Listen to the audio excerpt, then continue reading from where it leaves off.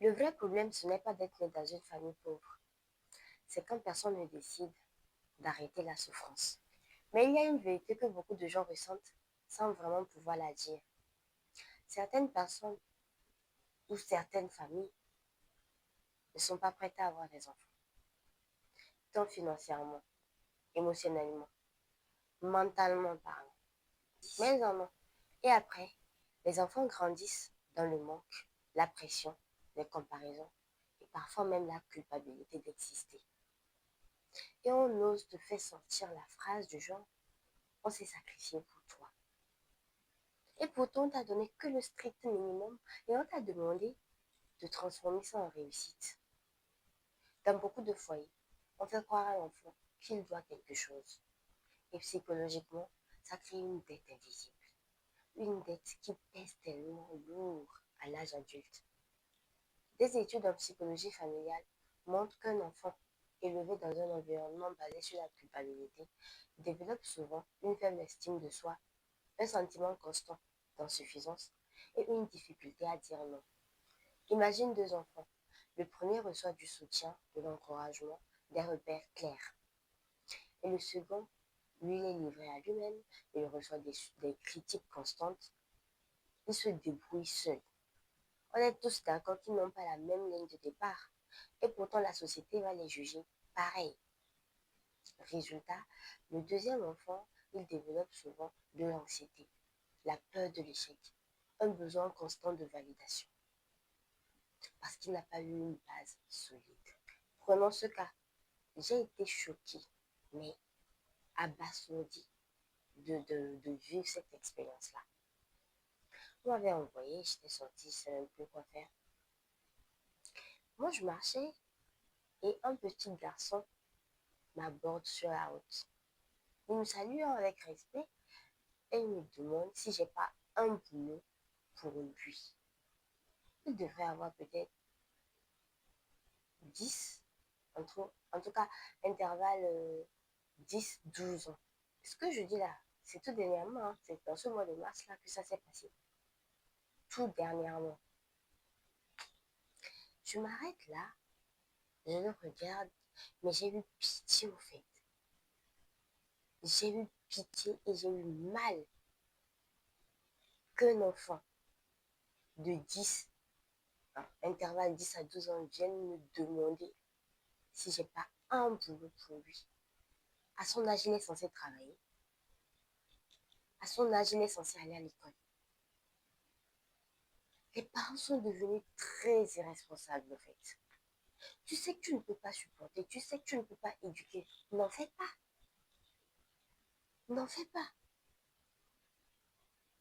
Lui, très, très tôt comme ça, très tôt comme ça,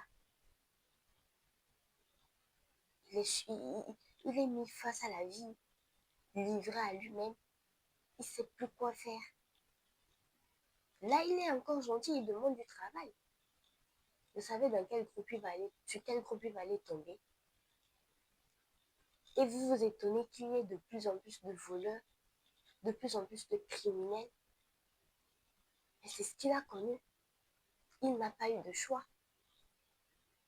À cet âge-là, tu demandes déjà du travail. 10 ans, 10 à 12 ans.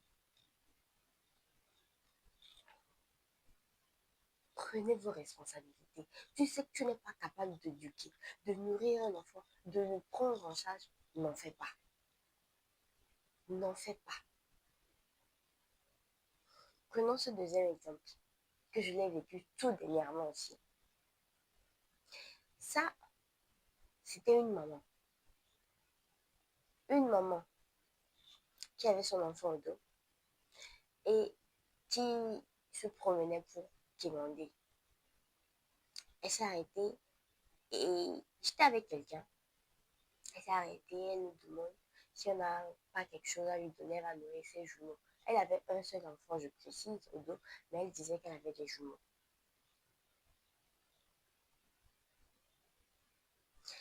L'autre lui a remis 1000 francs. J'ai dit qu'il fallait pas qu'il fasse ça en fait.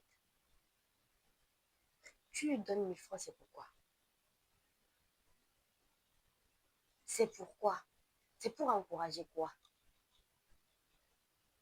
Tu viens de contribuer à la souffrance de l'enfant là qui est au dos.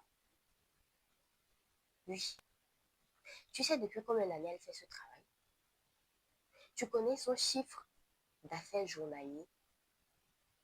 Si elle voulait vraiment faire quelque chose de sa vie, elle allait épargner pour se lancer dans un commerce. Elle se plaît dans ce qu'elle fait. Et moi, je n'encourage pas ça. Parce que c'est la souffrance qu'elle laisse à ses enfants. C'est l'héritage qu'elle veut donner à ses enfants. L'enfant va avoir 6, 7 ans. Elle va rester à la maison. Elle va dire à l'enfant d'aller demander maintenant. 6, 7 ans. Et je vous dis, la maman là, elle parlait bien le français. Et déjà, même dans ce pays, ou surtout dans cette ville où je suis actuellement, tu n'as pas besoin de parler français avant de te lancer dans un commerce. Ça fait mal. Ça fait mal. C'était une jeune fille. En tout cas, elle était plus âgée que moi, mais elle était dans la vingtaine. Elle n'avait pas encore 30 ans. Elle était dans la vingtaine. Qu'est-ce qui t'empêche, toi, d'aller travailler? Tu te promènes là pour demander. Ok, on va dire que c'est ce qu'elle a toujours connu. Mais, essaye de changer, tu vois les autres quand même. Hein. Tu vois les autres mamans qui partent travailler, qui partent charbonner, qui font du commerce. Tu transportes ton petit truc là, tu te promènes, tu vois, c'est encore mieux. Tu as l'enfant au dos, l'enfant devient ta source de revenus. Parce qu'elle ne va pas s'arrêter pour demander, dire, moi je veux manger. Elle dit, elle prend l'enfant en mode, moi je veux nourrir mes jumeaux. Tu sais combien de personnes lui ont donné 1000 francs, 1000 francs, 1000 francs dans cette journée? Dès demain, elle va encore se lever, sortir demander pour ses jumeaux. Est-ce que le fait d'avoir mis des jumeaux te donne une opportunité de te lancer dans ça? Les enfants, c'est une grâce, c'est une bénédiction. C'est pas une source de revenus. C'est pas une source de revenus. Tu as des mamans aussi qui accouchent des enfants en situation de handicap et tout, qui prennent l'enfant, le mettent dans un vélo là et se promènent devant de l'argent. En mode, donnez-moi de l'argent, je vais nourrir mon enfant. C'est pitoyable et honteux. Et vous savez ce que la personne avait dit? Il s'est basé sur la religion, que la religion a dit d'aider des personnes de ce genre. La religion a dit d'aider, oui. Tu peux aller aider les gens qui sont à l'hôpital. Eux, ils ont vraiment besoin d'aide.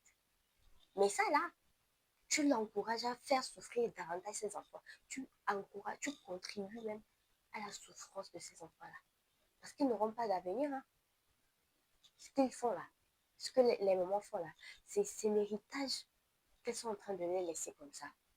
Elles sont en train de les apprendre leur futur travail même. C'est ça. Ça fait mal. Les gens là sont mal informés, mal éduqués. Nous tous, nous contribuons à ça. Nous tous, nous contribuons à la souffrance de ces enfants-là. Et, chers parents, prenez vos responsabilités. Tu sais que tu ne peux pas éduquer un enfant. Tu sais que tu ne peux pas prendre en charge financièrement l'enfant. Laisse. Pardon. Laisse. Et il y a aussi ces parents toxiques qui ne font que te comparer aux autres. Regarde le fils de ta tante. Regarde ton ami. Regarde tel ou tel. Tel ou tel n'a pas grandi comme moi. Tel ou tel est né dans une famille. On l'a aimé, on l'a désiré. On l'a protégé. Moi, je ne suis pas née dans cette famille. Tu n'as pas besoin, tu n'as même pas le droit de comparer ton enfant à un autre. Ils n'ont pas les mêmes points de départ, ils n'ont pas les mêmes histoires, ils n'ont pas les mêmes vies, pas les mêmes missions, rien, rien, rien. Ils n'ont pas eu les mêmes traitements. Tu as aimé ton enfant, tu l'as désiré, Tu as contribué à ce qu'elle soit, à ce qu'il soit, ce qu'il est aujourd'hui. Tu l'as bien fait. Et c'est toi qui oses comparer ton enfant aux autres. Honte à toi. Honte à toi. Ils ne savent même pas la surcharge mentale qu'ils laissent à ces enfants-là.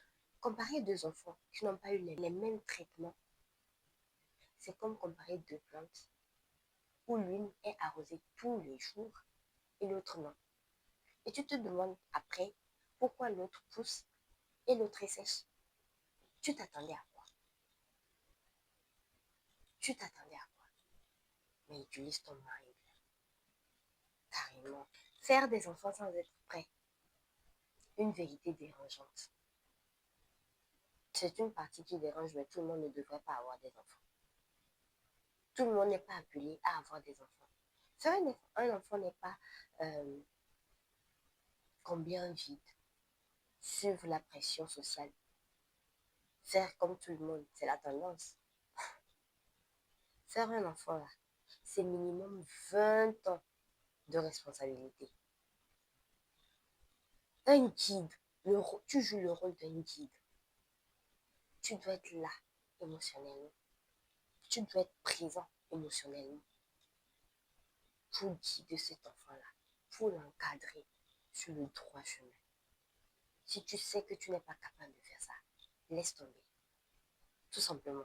Quand un parent n'est pas prêt, l'enfant devient un fardeau, une source de stress, ou pire, une extension de ses frustrations. Et ça fait quoi? Des adultes brisés qui vont eux-mêmes reproduire le même schéma. Et la survie pousse à faire des choix extrêmes. Abandon des études. Fais des activités illégales. Dépendance émotionnelle ou financière. Là, il n'a aucun repère en fait. Pas parce qu'il est mauvais, hein. Parce qu'il n'a pas eu la chance d'avoir de bons outils, la base même, pour devenir la personne qu'il devrait être. Et, chers parents, un enfant, c'est un don du ciel en fait. Tout le monde n'a pas cette chance-là d'être parent. Si Dieu t'en fait grâce, prends bien soin. Prends bien soin. Il y a aussi ce modèle-là, le piège de l'enfant sauveur. Beaucoup d'enfants deviennent adultes avec une mission inconsciente. Je dois réussir pour sauver ma famille. Mais c'est dangereux ça. Vous savez ce que ça crée? Ça crée une pression énorme chez les enfants. Une fatigue mentale. Ça crée une pression énorme. Un épuisement mental. Un blocage dans leur propre évolution. Prenons un exemple concret. Quelqu'un lance, un enfant ou un adulte, lance quelque chose, un business, qui n'a pas encore grandi, qui n'a pas encore fleuri, mais il commence à gagner un peu. On lui demande déjà d'aider toute la famille, les enfants des oncles, d'aider toute la famille. Mais cette personne ne va jamais grandir, hein. Cette personne ne va jamais grandir. Son business ne va jamais évoluer. Et il va finir en survie comme ses parents. En survie comme ses parents. Tu ne fais pas un enfant pour que cet enfant-là revienne te prendre en charge. Tu n'as pas fait un enfant pour assurer ta vieillesse. Tu as fait un enfant en premier parce que tu le voulais. Parce que tu as voulu créer un être. Tu en prends soin. Tu ne fais pas un enfant parce qu'il doit te prendre en charge dans ta vieillesse et tout. Tu prépares ta vieillesse. Tu prépares ta vieillesse. Oui, c'est une vérité. On ne fait pas des enfants pour que ces enfants reviennent prendre soin de nous, pour que ces enfants-là deviennent notre banque ambulante. Toute la famille va contribuer à l'appauvrir. Toute la famille. Surtout dans nos pays africains là. Toute la famille va contribuer à l'appauvrir. Et vous devenez tous pareils, hein. personne n'évolue. Vous restez tous dans la même vague. Les solutions que moi je peux apporter, accepter une vérité difficile. Tes parents ont fait ce qu'ils pouvaient. Cela ne voudrait pas dire que c'était suffisant. Reconnaître et accepter cela n'est pas manquer de respect à tes parents. C'est être lucide. Solution 2, arrêter la culpabilité. Tu n'as pas demandé à naître. Donc tu n'as pas apporté les erreurs, les manques, les choix de tes parents. Tu peux aider, mais pas au prix de ta propre destruction. Pas au prix de ta propre destruction. Solution 3, se reconstruire consciemment. Si tu viens d'un environnement difficile, tu dois faire ce que les autres n'ont pas eu à faire. Apprendre ce que personne ne t'a appris, reconstruire ton estime, créer ta propre vision. C'est injuste, mais c'est ta réalité. Solution 4. Si tu veux des enfants, prépare-toi. Tu peux être la continuité du problème ou le début d'une solution. Briser un cycle, ça demande de la discipline, de la lucidité et du courage. Mais c'est comme ça que les générations changent. On parle souvent d'enfants ingrats, mais on ne parle pas des blessures invisibles que ses parents ont laissées derrière eux. La vérité, c'est que l'amour ne suffit pas. Les intentions ne suffisent pas. Alors, si tu écoutes cette vidéo, pose-toi cette question. Est-ce que tu es en train de survivre à ton passé ou tu crées un futur différent? Parce qu'au final, les chaînes familiales, ça ne se brise pas avec des excuses. Ça se brise avec des décisions. Prends bien soin de toi et de tes pensées. On se dit à très vite pour une nouvelle vidéo. D'ici là, porte-toi bien. Bye bye.